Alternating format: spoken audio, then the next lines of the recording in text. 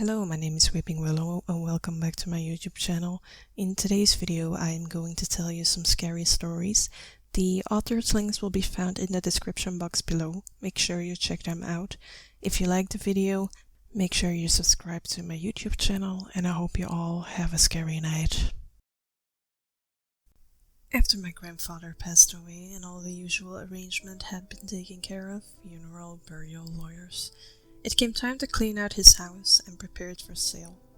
My grandmother had died a few years earlier, and the house was just a leftover part of the estate. Before we could get a realtor to list it, we needed to go through more than 50 years worth of clothing, furniture, trinkets, and the like they had collected over the time they lived there. Most of the interesting stuff was in the attic. A lot of the stuff up there surely had to be collectibles and antiques. Something up there caught my eye almost immediately. I remembered seeing it as a kid, but my grandfather never let me touch it. Now, as an adult, I carefully extracted it from its box. It was an old reel-to-reel tape recorder. My grandfather was a big-time techie and always seemed to have the most current high-tech equipment available on the market. He had obviously bought this thing in the early 1940s, when they had first become commercially available and inexpensive enough for the average person to own.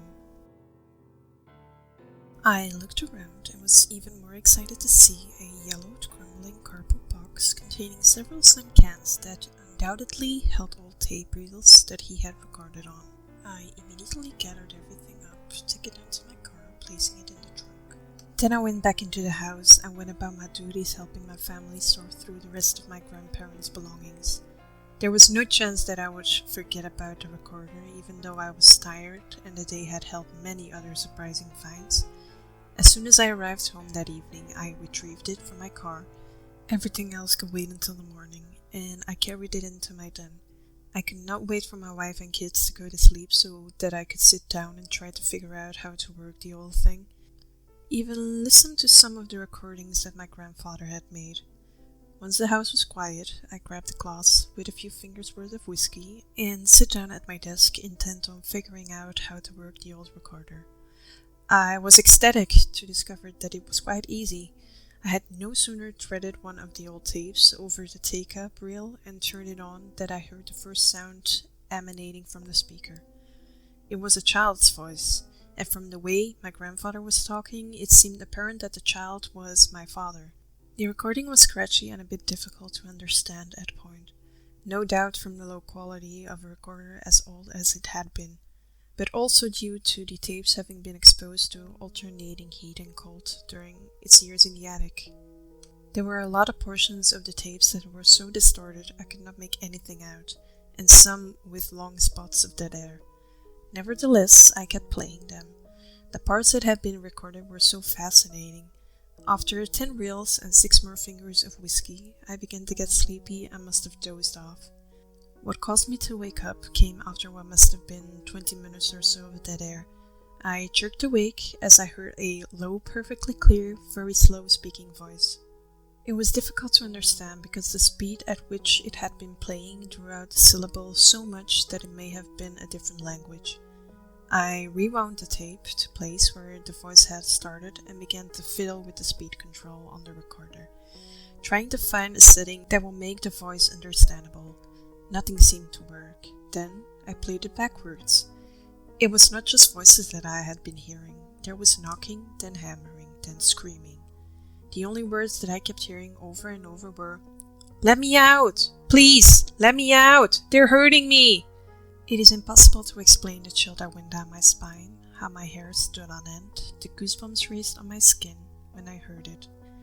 After reluctantly listening to it again and again, I began to frantically change from reel to reel, trying to find other dead spaces or reels I had previously played. Sure enough, on every one, in most cases, very softly, I could make out the same voice repeating those same words. "Let me out!" What could that possibly mean? Why was it on the recordings that my grandfather had made? Then an unsettling thought came to mind. My father had always told me that when he disobeyed as a child, my grandfather, surely joking, said that he should behave, or he would end up like his older brother, Henry. My father never had an older brother. When he would ask where his imaginary brother was, my grandfather would tell him, "He's in the red room," and point to a small door in the basement. The door had always been locked, and as a small child, my father had always been too afraid to investigate further.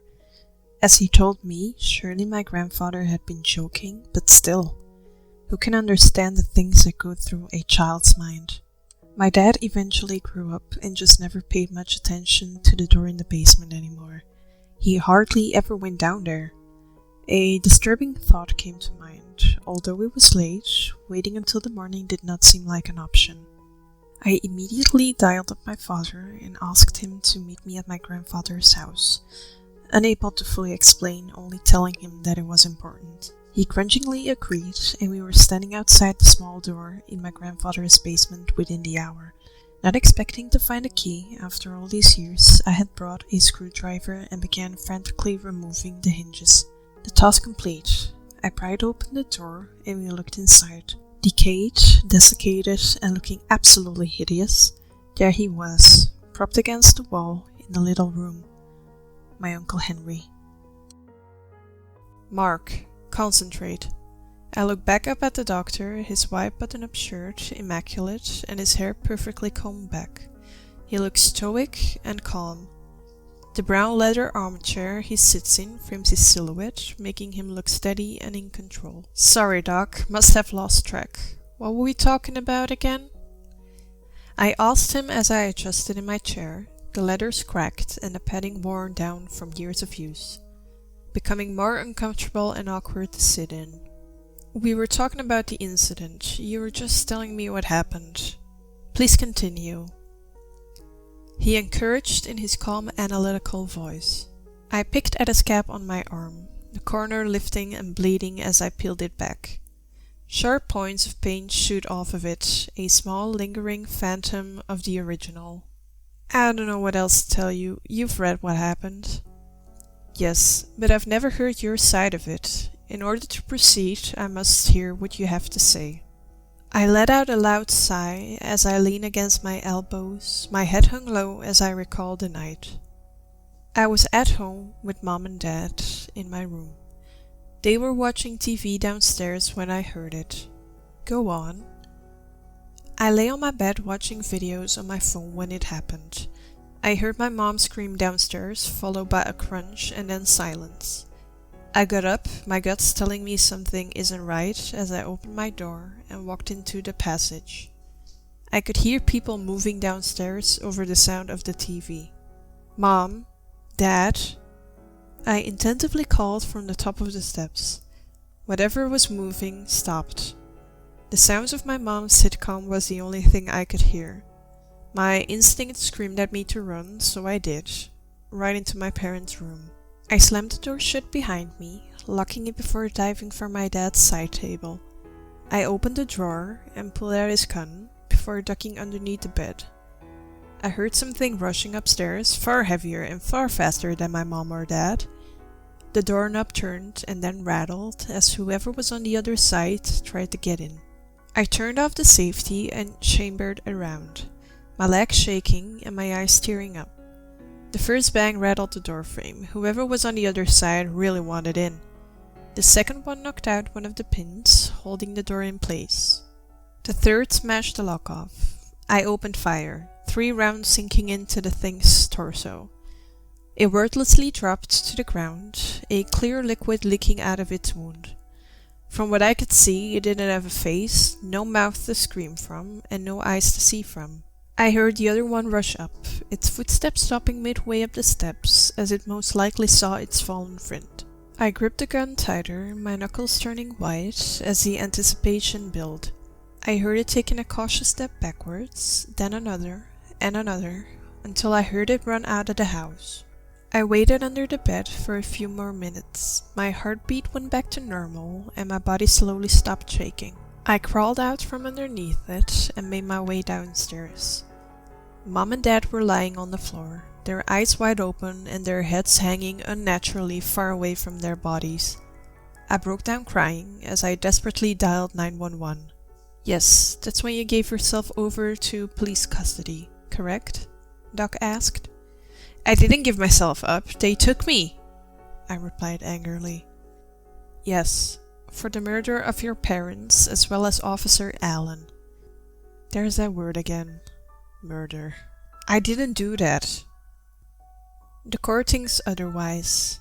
Ballistics say you took your father's gun and shot him and your mother 3 times each before breaking their necks post-mortem. Bit nasty. Did you hate your parents? I shook my head, refusing to believe this crack's mind games. That wasn't me. That was the monsters. Yes, Officer Allen and his partner Olivia. They were the first to arrive on the scene. You shot him 3 times in the chest. His partner said he was worried for your safety and decided to check the scene to see if you were there. They keep saying officer, like that thing was human. Mark, the doctor said, as he crossed his legs over each other.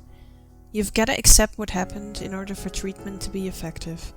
What happened to you is known as a psychotic break. We're here to treat that, get you back to normal, and prove to the judge that you're safe to be led back into society. But you've got to admit to your actions. I pulled back another scab, the blood quickly swelling and running down my hand in a small line. I know what I saw. It wasn't me. The doctor sighed, scribbling some notes on his notepad before walking to his desk. He pressed down the button on his intercom. Please escort Mr. Andrews back to his room. We're done here. As the security team carried me out of the office, I grew more and more panicked. I can't stay locked in here.